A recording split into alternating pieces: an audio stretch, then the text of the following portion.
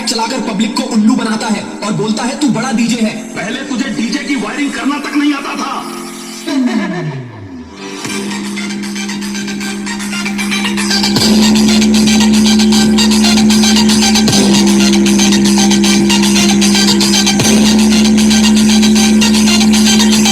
क्यों डर गया ना अपन की पावर सुनकर रे?